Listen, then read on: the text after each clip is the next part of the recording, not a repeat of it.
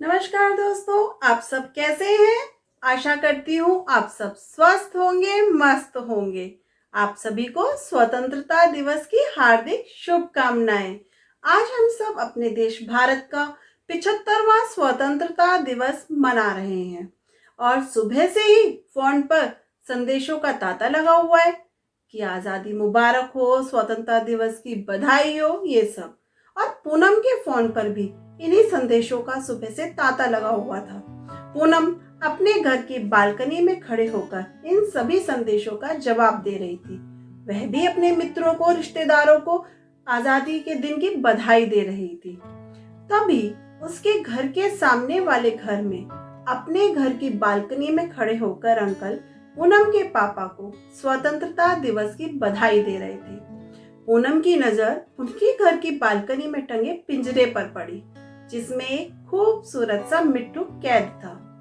पूनम उसको देखने लगी और सोचने लगी, क्या मिट्ठू को आजादी नहीं चाहिए? इसे भी आजाद कर देना चाहिए। और मिट्ठू भी मानो पूनम को ऐसे देख रहा था जैसे कह रहा हो, पूनम दीदी आओ, मुझे आजाद कर दो, मुझे यहाँ कैद में नहीं रहना, मुझे भी आजादी चाहिए। तभी पूनम सोचने लगी, क्या सच्चे अर्थों में यह आजादी का दिन है? हमें इसे अलग तरीके से मनाना चाहिए। इस मिट्टू को आजाद कर दूंगी तो सच्चे अर्थों में आजादी मनेगी।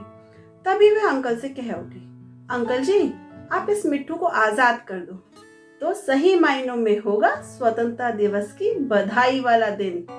पर अंकल को यह बात अच्छी न लगी। वो नाराज हो गए और बस झूठी मुस्कुराहट दिखाकर अपने घर में अंदर चले गए।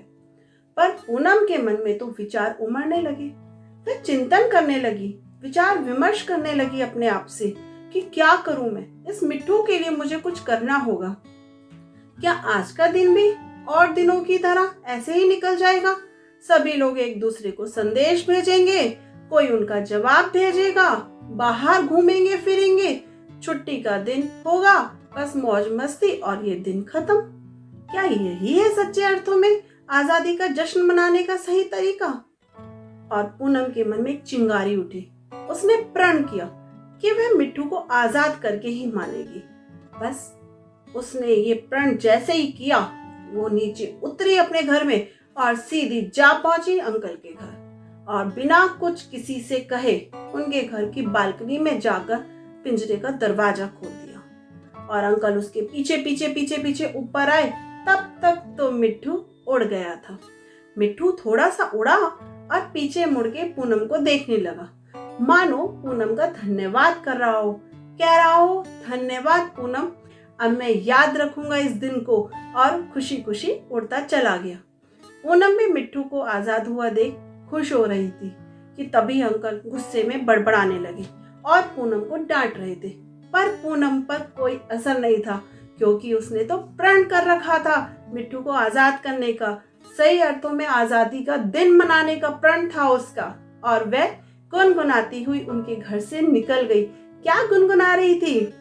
ना केवल मुबारक हो, ना केवल मुबारक हो, यह कह मनाओ आजादी का दिन, कायम रखनी है आगे भी आजादी, यह सोच मनाओ आज का दिन। जय हिंद, जय भारत।